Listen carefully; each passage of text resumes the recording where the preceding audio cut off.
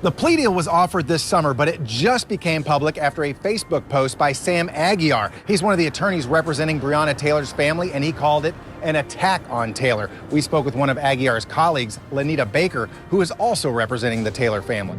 And it only served one purpose, which is to tarnish Breonna Taylor's character. The plea deal was offered to Jamarcus Glover, the ex-boyfriend of Breonna Taylor. He was arrested on drug trafficking charges at a separate location the same night Taylor was fatally shot by LMPD officers serving a no-knock warrant on her home. Jamarcus Glover has indicated repeatedly that Breonna Taylor didn't have anything to do with the allegations, with his charges, and so he did not sign the plea agreement. The offer was contingent upon Glover admitting he was part of a, quote, organized crime syndicate with a list of co-defendants. On that list was Breonna Taylor's name. I was disappointed. Being a former prosecutor, the term co-defendant it's a legal term. It's for someone who is a party to the offense.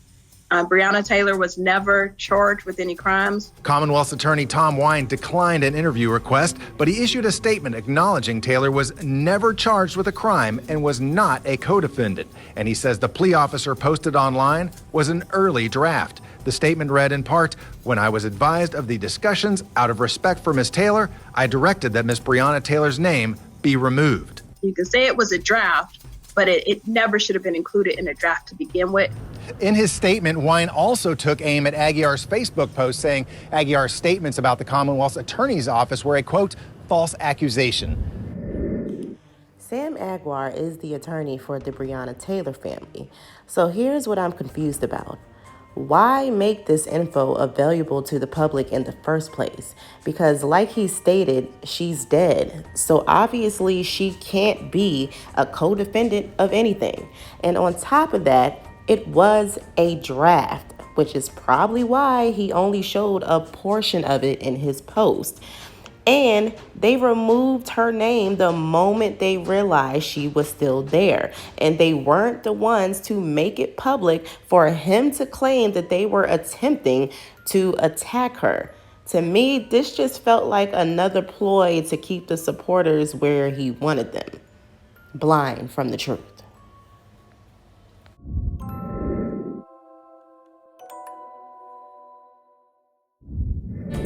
He's at the center of the Breonna Taylor investigation, but now her ex-boyfriend faces being arrested yet again, skipping out on court, leading to fresh warrants. This as newly leaked documents in the drug investigation reach the public.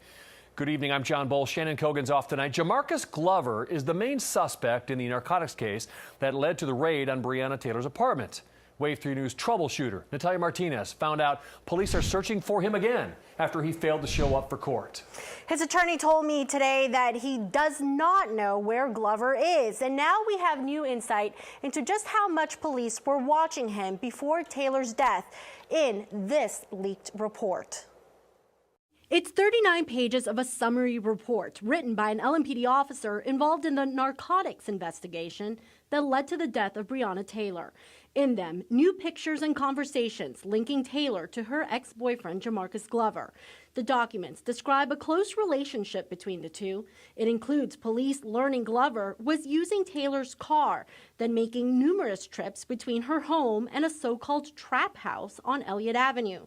There are also pictures of him picking up packages at her home. Wednesday, Sadiqa Reynolds of the Louisville Urban League questioned who knew about the information in the report and when. Whoever leaked that report wants to say, see, this is why. And what we want to say back is it doesn't justify her death. The documents include jailhouse conversations between them where Taylor mentions the trap house and worries about Glover and his relationship with police.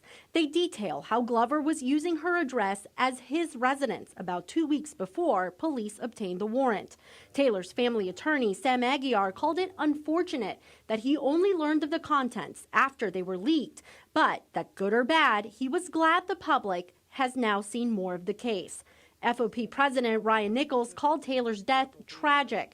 He believes the report does show what led police to Taylor's apartment in the first place. The documents later showed transcriptions of Glover's jail phone calls after Taylor died, where he talks about her having thousands of dollars of his money and stating that she'd been handling his money.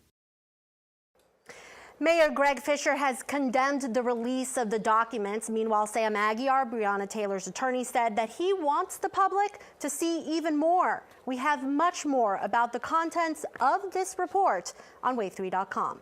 Natalia Martinez, Wave 3 News.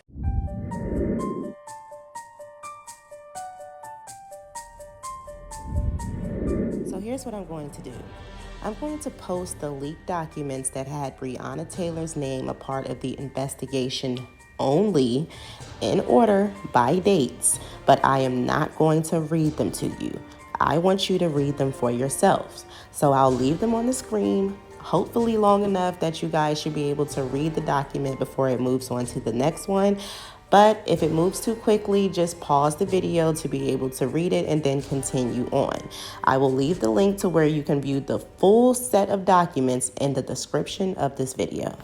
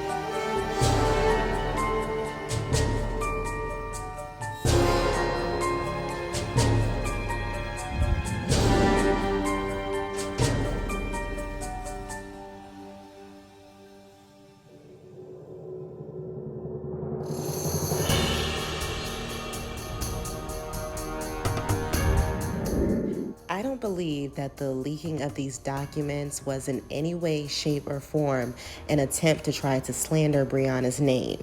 I do believe that these documents were leaked in an attempt to try to answer some of the concerns that the public had concerning why there was a warrant placed on her house in the first place if their main suspect was her ex-boyfriend, who she hadn't been dealing with for some time. But as we can see from these leaked documents, she was still in contact with him. He was using her address, his cards were in her name, etc. So those were some reasons why they thought that Jamarcus Glover may have been using her address to traffic packages back and forth from.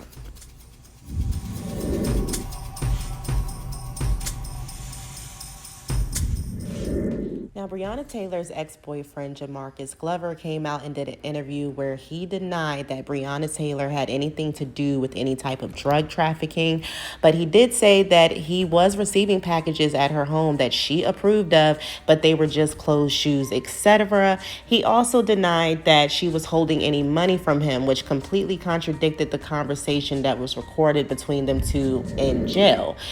Now, on top of that, he also claims that the police lied on the warrant by claiming they checked with a postal worker about packages being left at her house by him. Regardless of not if the postal worker said that the police checked with him or not, or if it was about packages or not, the ex-boyfriend just said that yes, he was receiving packages there. And due to the fact of their ongoing investigation that showed Breonna with him going to these known drug trafficking spots, the cars in her name, his bank statements in her name, his mail in her name, like all of these things is what made them even put her on that first draft list as co-defendants, and is what made them search her house, because they assumed that he was using her house as a place to stash his stuff. And that is what the warrant was for, to look for money and drugs, period.